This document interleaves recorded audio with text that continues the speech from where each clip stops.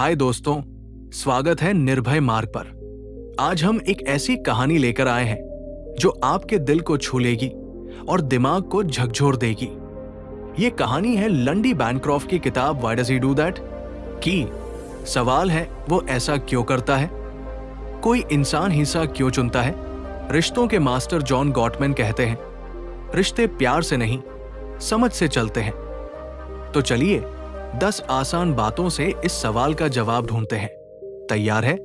Like करें, subscribe करें और इस सफर में हमारे साथ चलें। पहली बात, हिंसा उसकी पसंद है। वो ऐसा इसलिए करता है क्योंकि वो चाहता है, न कि गुस्से की वजह से। दोस्तों, ये सुनने में अजीब लग सकता है, लेकिन सच यही है। लंडी बैनक्रॉफ्ट अपनी किताब में कहते हैं कि हिंसा कोई ऐसी चीज नहीं है जो अचानक हो जाती है। ये कोई गलती या मजबूरी नहीं है, बल्कि वो जानबूझकर ऐसा करता है क्योंकि उसे लगता है कि हिंसा से वह अपने साथी को काबू में रख सकता है। गुस्सा, शराब या तनाव, ये सब बहाने हैं जो वो दुनिया को दिखाता है, लेकिन अंदर से ये उसकी अपनी इच्छा है। मनोविज्ञान भी यही कहता है, हर इंसान के पास अपनी प्रतिक्रिया चुनने की ताकत होती है। तो अगर वो हिंसा चुनता है तो ये उसकी सोच का हिस्सा है, न कि हालात का नतीजा। उदाहरण, चलिए एक कहानी सुनते हैं। रानी एक साधारण लड़की थी जिसका पति अक्सर उस पर चिल्लाता और कभी कभी हाथ उठाता था। हर बार वो कहता, मुझे गुस्सा आ गया था, ऑफिस में बुरा दिन था। लेकिन एक दिन रानी ने देखा कि जब उसका बॉस घर आया तो वही पति बड़े प्यार से बात कर रहा था, न गुस्सा न चिल्लाना। फिर रानी को समझ आया कि वो गुस्सा सिर्फ उसी पर निकालता है क्योंकि वो चाहता है कि रानी डरे और उसकी हर बात माने। ये उसकी पसंद थी, न कि गुस्से का नतीजा। किताब कहती है कि ऐसा इंसान अपने गुस्से को कहीं और जैसे बॉस या दोस्तों पर नहीं दिखाता क्योंकि वहां उसे डर होता है, लेकिन घर में वो हिंसा को हथियार बनाता है।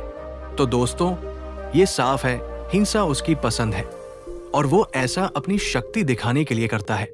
दूसरी बात, नियंत्रण उसकी भूख है। उसे अपने साथी को काबू में रखने में मजा आता है। दोस्तों, ये बात बहुत गहरी है। लंडी बैनक्रॉफ्ट कहते हैं कि ऐसा इंसान अपने साथी को आजाद नहीं देखना चाहता।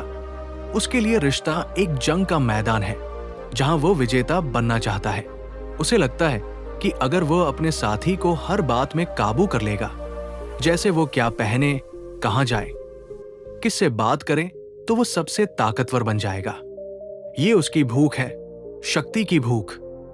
मनोविज्ञान कहता है कि जो लोग दूसरों को नियंत्रित करना चाहते हैं, उनके अंदर असुरक्षा छुपी होती है। बाहर से वो सख्त दिखता है, लेकिन अंदर से उसे डर होता है कि अगर उसने ढील दी तो उसका साथी उससे दूर चला जाएगा। स्टोइक दार्शनिक मार्कस ऑरेलियस ने कहा था, तुम सिर्फ वही काबू कर सकते हो जो तुम्हारे अंदर है, बाहर की चीजों को नहीं। लेकिन वो ये सच मानने को तैयार नहीं होता। उसे नियंत्रण में मजा आता है क्योंकि ये उसे बड़ा होने का एहसास देता है। उदाहरण, अब एक कहानी सुनिए। अनु की शादी को 2 साल हुए थे। उसका पति उसे हर छोटी बात के लिए टोकता था।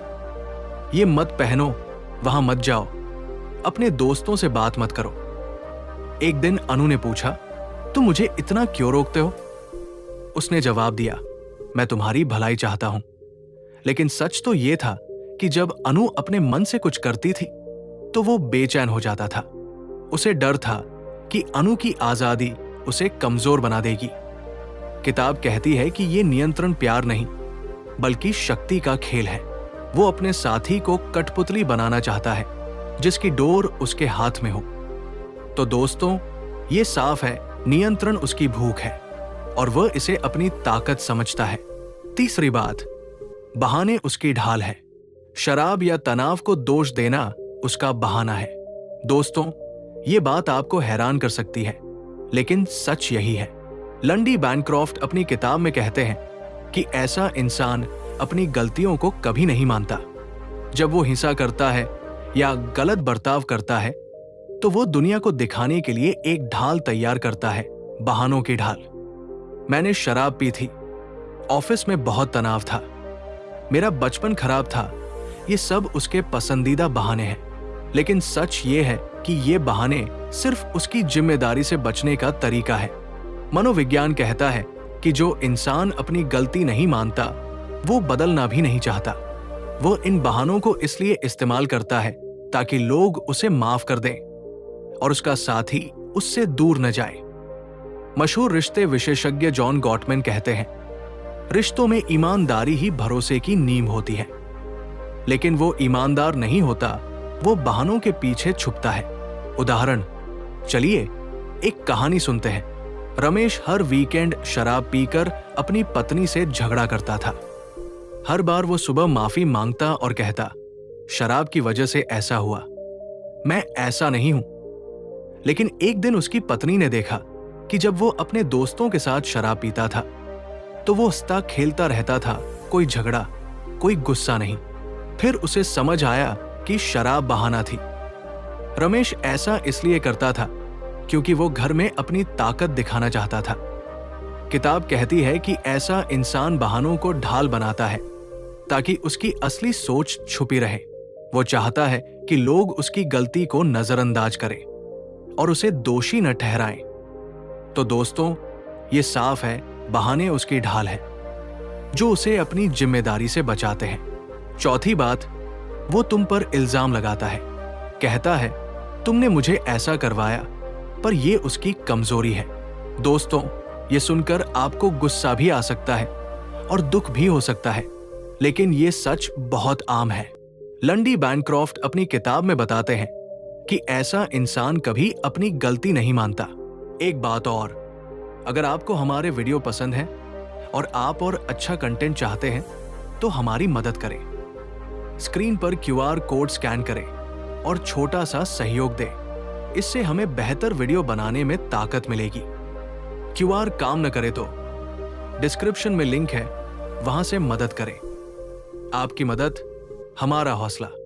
आपका छोटा सहयोग हमें प्रेरणा देगा कि हम आपकी पसंद का और शानदार कंटेंट लाएं। अब वीडियो पर वापस। जब वो चिल्लाता है, मारता है या गलत बर्ताव करता है तो वो सारा दोष तुम पर डाल देता है। तुमने मुझे गुस्सा दिलाया, तुमने सही से बात नहीं की, ये तुम्हारी वजह से हुआ। ये उसका पसंदीदा हथियार है, लेकिन सच ये है कि ये उसकी कमजोरी है। मनोविज्ञान कहता है कि जो लोग अपनी जिम्मेदारी नहीं लेते वे अंदर से कमजोर होते हैं। उन्हें अपनी गलती मानने में डर लगता है क्योंकि इससे उनकी शक्ति कम होती नजर आती है। स्टोइक दार्शनिक मार्कस ऑरेलियस ने कहा था, असली ताकत अपने आप को समझने में है, लेकिन वो खुद को समझने की बजाय तुम्हें दोषी ठहराता है।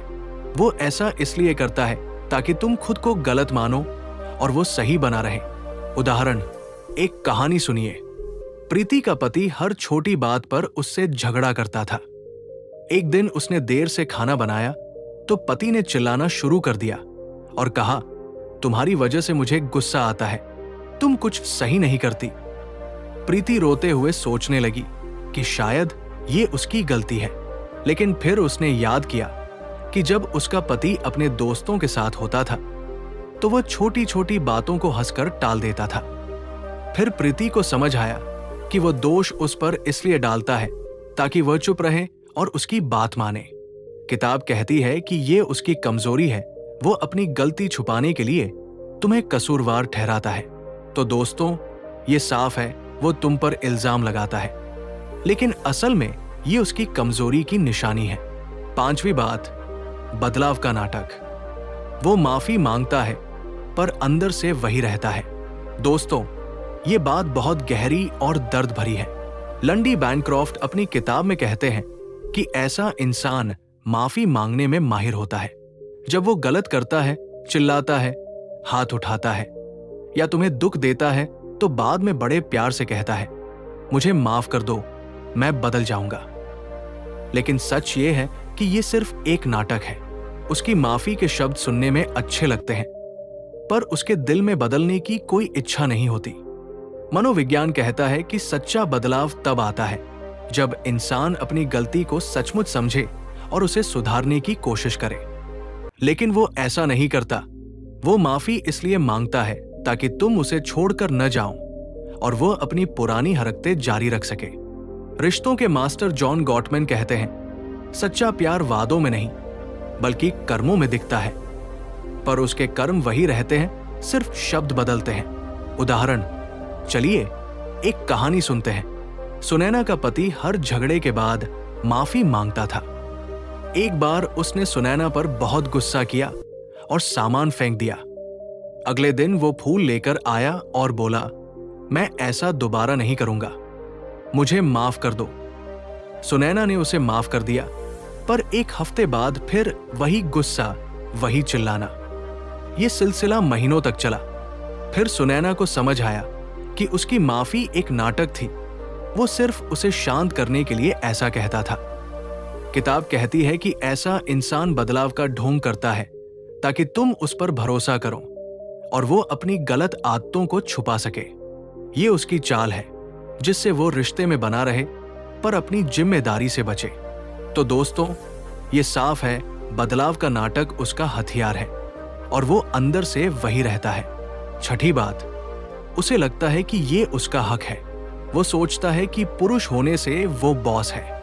दोस्तों, ये बात बहुत पुरानी सोच से जुड़ी है, लेकिन आज भी कई लोगों के दिमाग में बसी हुई है। लंडी बैनक्रॉफ्ट अपनी किताब में कहते हैं कि ऐसा इंसान मानता है कि रिश्ते में उसका हक है अपने साथी पर हुकूमत चलाने का। उसे लगता है कि पुरुष होने की वजह से वो घर का मालिक है और उसकी पत्नी या साथी को उसकी हर बात माननी चाहिए। ये सोच उसे हिंसा या नियंत्रण की ओर ले जाती है, क्योंकि वह इसे अपना अधिकार समझता है। मनोविज्ञान कहता है कि ये सोच अहंकार और गलत परवरिश से आती है। उसे बचपन से सिखाया जाता है कि पुरुष का दर्जा ऊंचा है, लेकिन सच ये है कि रिश्ते में कोई बॉस नहीं होता, ये बराबरी का बंधन है। मशहूर दार्शनिक स्टोइक सेनेका ने कहा था, असली ताकत दूसरों पर राज करने में नहीं बल्कि खुद पर काबू रखने में है। पर वो इस सच को नहीं मानता। उसे लगता है कि उसका हक है तुम्हें दबाने का, और ये सोच उसे गलत रास्ते पर ले जाती है। उदाहरण, एक कहानी सुनिए। राकेश अपनी पत्नी से हर छोटी बात पर कहता था, मैं मर्द हूं, घर में मेरी चलेगी। अगर वो ऑफिस से देर से आती तो वो गुस्सा करता और कहता, तुम्हारी हिम्मत कैसे हुई बिना पूछे बाहर रहने की। उसे लगता था कि पुरुष होने के नाते उसका हक है अपनी पत्नी की जिंदगी को चलाने का। एक दिन उसकी पत्नी ने जवाब दिया, मैं तुम्हारी नौकर नहीं, साथी हूं। लेकिन राकेश को यह बात बर्दाश्त नहीं हुई, क्योंकि उसकी सोच में बराबरी की कोई जगह नहीं थी। किताब कहती है कि यह हक की गलतफहमी उसे हिंसक और दबंग बनाती है। वो सोचता है कि पुरुष होना उसे बॉस बनाता है, पर यह उसकी कमजोरी है, ताकत नहीं। तो दोस्तों, ये साफ है, उसे लगता है कि ये उसका हक है और वो इस गलत सोच को अपनी ताकत समझता है। सातवीं बात, वो भावनाओं को कुचलता है। डर और अपमान से तुम्हें तोड़ना उसका तरीका है। दोस्तों, ये बात सिर्फ शारीरिक हिंसा से आगे की है। ये दिल और दिमाग को चोट पहुंचाने की बात है। लंडी बैनक्रॉफ्ट अपनी किताब में बताते हैं कि ऐसा इंसान सिर्फ हाथ नहीं उठाता बल्कि तुम्हारी भावनाओं को भी कुचलता है।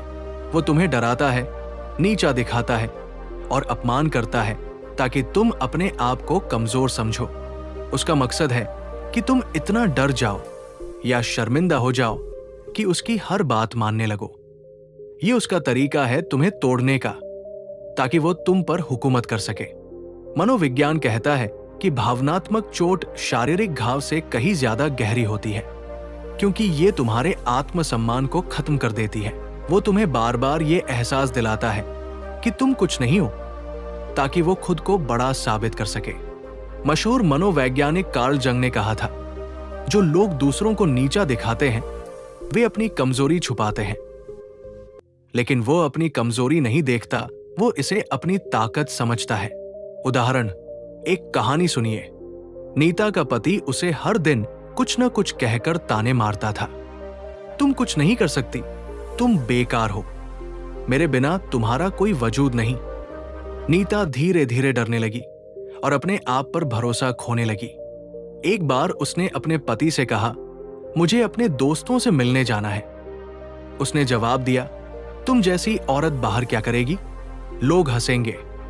नीता चुप हो गई क्योंकि उसके मन में डर और शर्मिंदगी भर गई थी। किताब कहती है कि यह भावनाओं को कुचलने का तरीका है।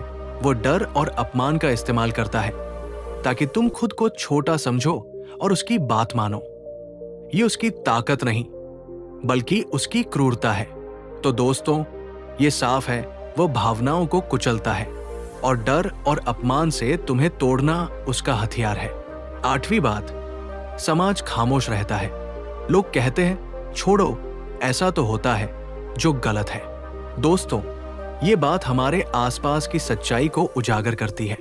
लंडी बैनक्रॉफ्ट अपनी किताब में बताते हैं कि जब कोई इंसान अपने साथी के साथ गलत करता है, चाहे वो हिंसा हो या अपमान, तो समाज अक्सर आंखें मूंद लेता है। लोग इसे देखते हैं पर बोलते नहीं। ये तो निजी मामला है। पुरुष का गुस्सा तो आम बात है, समय के साथ ठीक हो जाएगा। ये बातें वे कहते हैं ताकि खुद को बचाएं। लेकिन ये खामोशी उस गलत इंसान को ताकत देती है। उसे लगता है कि अगर कोई उसे टोकेगा नहीं तो वो कुछ भी कर सकता है। मनोविज्ञान कहता है कि जब समाज गलत को चुपचाप स्वीकार करता है तो वो उस गलती को बढ़ने देता है। ये चुप्पी पीड़ित को कमजोर बनाती है क्योंकि उसे लगता है कि उसकी मदद के लिए कोई नहीं है। मशहूर लेखक और विचारक रविंद्रनाथ टैगोर ने कहा था, सच को छुपाना उसे मिटाना नहीं है, लेकिन समाज सच को छुपाकर गलत को पनपने देता है। ये खामोशी गलत है क्योंकि ये नाइंसाफी को हवा देती है। उदाहरण, एक कहानी सुनिए। माया अपने पति के गुस्से और तानों से तंग आ चुकी थी। उसने अपने भाई और मां से बात की। उम्मीद थी कि वे उसे सहारा देंगे, लेकिन भाई ने कहा, पति पत्नी में ऐसा होता रहता है, चुप रहो। मां ने कहा, सब औरतों को थोड़ा सहना पड़ता है। माया अकेली रह गई। उसका पति और बेपरवाह हो गया क्योंकि उसे पता था कि कोई उसे कुछ नहीं कहेगा। किताब कहती है कि समाज की ये खामोशी हिंसा को सामान्य बना देती है। लोग छोड़ो, ऐसा तो होता है कहकर जिम्मेदारी से भागते हैं, पर यह गलत है। अगर समाज साथ दे तो माया जैसी कई जिंदगियां बच सकती है। तो दोस्तों, ये साफ है समाज खामोश रहता है और ये चुप्पी गलत को बढ़ावा देती है, जो बिल्कुल गलत है। 9वीं बात, मदद ही रास्ता है। उसे बदलने के लिए सही सलाह और मेहनत चाहिए। दोस्तों, ये बात उम्मीद की एक किरण की तरह है। लंडी बैनक्रॉफ्ट अपनी किताब में कहते हैं कि ऐसा इंसान जो हिंसा करता है या गलत बर्ताव करता है, वो सिर्फ माफी मांगने से नहीं बदल सकता। बार बार सॉरी कहना आसान है, लेकिन असली बदलाव तब आता है जब वो अपनी गलत सोच को समझे और उसे ठीक करने की कोशिश करे। इसके लिए उसे सही मदद चाहिए, जैसे काउंसलिंग, थेरेपी या कोई ऐसा इंसान जो उसे उसकी जिम्मेदारी समझाए। मनोविज्ञान कहता है कि बदलाव एक लंबी यात्रा है जिसमें मेहनत, इरादा और जवाबदेही की जरूरत होती है। वो अकेले ये नहीं कर सकता क्योंकि उसकी सोच में गहरे जड़े गलत विचार उसे वापस उसी रास्ते पर खींच लेते हैं। मशहूर मनोवैज्ञानिक कार्ल रोजर्स ने कहा था, लोग तब बदलते हैं जब उन्हें सचमुच समझ आता है कि वे कौन हैं, लेकिन इसके लिए उसे सही दिशा दिखाने वाली मदद चाहिए। यह रास्ता मुश्किल है पर नामुमकिन नहीं। उदाहरण, एक कहानी सुनिए। संजय अपनी पत्नी पर हमेशा गुस्सा करता था, हर बार माफी मांगता, पर कुछ दिनों बाद फिर वही कहानी। उसकी पत्नी ने हिम्मत करके उसे एक काउंसलर के पास ले गई। शुरू में संजय को गुस्सा आया। वो बोला, मुझे कुछ गलत नहीं है, लेकिन काउंसलर ने धीरे धीरे उसे उसकी सोच के बारे में बताया कि वो क्यों गुस्सा करता है, क्यों नियंत्रण चाहता है। संजय को समझ आने लगा कि उसका व्यवहार गलत था। उसने मेहनत की, अपनी आदतों पर काम किया और धीरे धीरे बदल गया। किताब कहती है कि मदद ही रास्ता है, सिर्फ माफी से कुछ नहीं होगा। उसे बदलने के लिए सही सलाह और मेहनत की जरूरत होती है ताकि वो अपनी गलत सोच को छोड़ सके। तो दोस्तों, ये साफ है, मदद ही वो रास्ता है जो उसे सही इंसान बना सकता है, पर इसके लिए कोशिश जरूरी है। 10वीं बात, तुम में ताकत है। स्टोइक कहते हैं, अपनी हिम्मत को पहचानो और जिंदगी बदलो। दोस्तों, ये बात इस किताब का सबसे खूबसूरत संदेश है। लंडी बैनक्रॉफ्ट कहते हैं कि चाहे वो कितना भी तुम्हें डराए, अपमान करे या तोड़ने की कोशिश करे, तुम में वो ताकत है जो तुम्हें आजाद कर सकती है। ये ताकत तुम्हारे अंदर छुपी है, वो हिम्मत जो कहती है कि तुम इससे बेहतर जिंदगी के हकदार हो। मनोविज्ञान कहता है कि हर इंसान में खुद को बचाने और आगे बढ़ने की शक्ति होती है, बस उसे जागने की जरूरत है।